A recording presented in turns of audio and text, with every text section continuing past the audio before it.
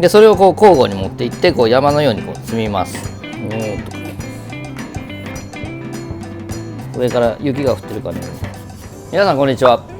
今日の、お料理の紹介なんですが、今日は、栗を使った料理ですね。秋の栗料理で、栗と、料理名は丹波蒸しというもともとの料理なんですけど、それをちょっとこうアレンジでいつもとちょっと違う形の丹波蒸しにして、紹介していきたいと思います。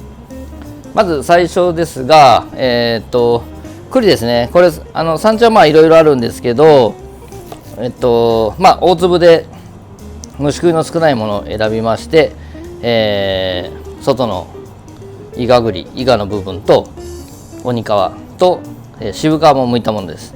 これをスライスします。包丁でちょっと粗めにスライスして、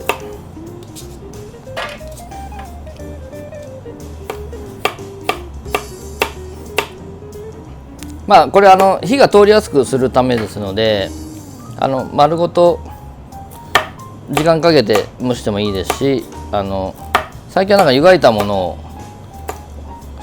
鬼皮ごと湯がいてそれから剥いた方が剥きやすいとか、お店の場合は渋皮まで剥いといて、でそれをこうスライスします。で栗だけだとちょっとパサつくので、さつまいも、今日はナルト金時ですね。これをちょっと入れて、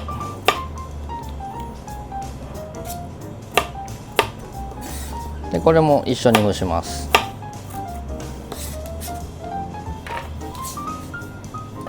で、スライスしましたらこれを蒸し器に入れて蒸します。蒸し上がりましたらこれを裏ごしにかけます。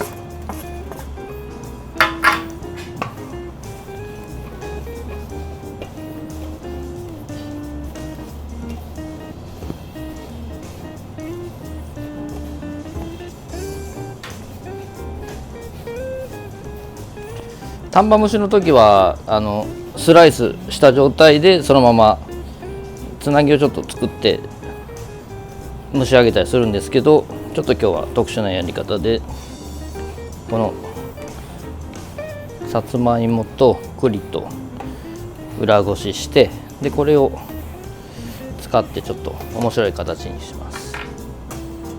こういう状態ですね。ちょっとこう蒸し上がる時はもうホロホロっとした状態です。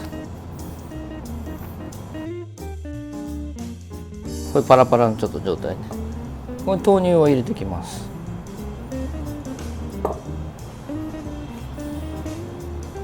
ちょっとしっとりした感じになってきますね。これを豆乳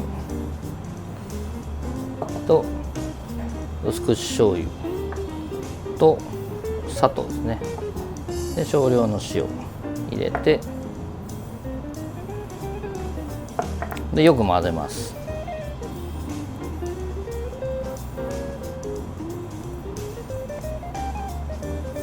こうしっとりとした状態でまとまってきますので、こういう感じですね。でこれをこうまとめていって、でちょっと空気抜くために軽く揉みます、ね、ひとまとめにして、でこれちょっとこう握りながら空気を抜きます。はい、まだちょっとあったかいんですけど、この状態でもう一度蒸し器で温めます。それでは具の方です。まず鯛は、切り身にして塩を当てて、しばらく置いて5分10分置いてからお酒を振ってで蒸し器で蒸します。ゆり根と泡麩は八方地といってお吸い物よりちょっと濃いめの味付けをしたものをだしでさっと炊きます。でその間に、かぼちゃですね。かぼちゃは、実の部分を蒸して裏ごしたものです。でそれをこう交互に持っていってこう山のようにこう積みます。でこれを積んでからもう一度蒸し器で温めます。この具の方とモンブランの生地の方を両方温かい同士で、盛り付けて、でその後にあんをかけます。それでは、蒸し上がった具の方ですね。これ蒸し器に入れて温めたものです。でその上に先ほどの裏ごして豆乳と味をつけたものを入れて、上からニューッとかけます。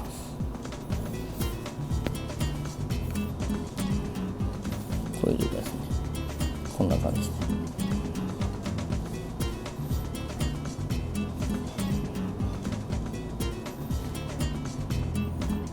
という感じ。たっぷりとかけます。で、あんですね。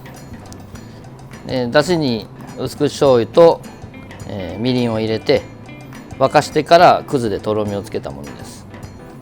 これをそーっとかけます。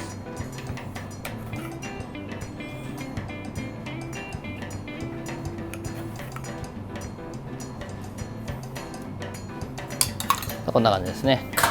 でこの上からちょっと香りでわさびでもいいんですけど、ちょっとこうせっかくのモンブランの色合いを生かすためにちょっとこう上から雪が降ってるかのように山わさびですね、ホースラディッシュをちょっと削って上からかけてあげます。これぐらいですね。出来上がりです。いただきます。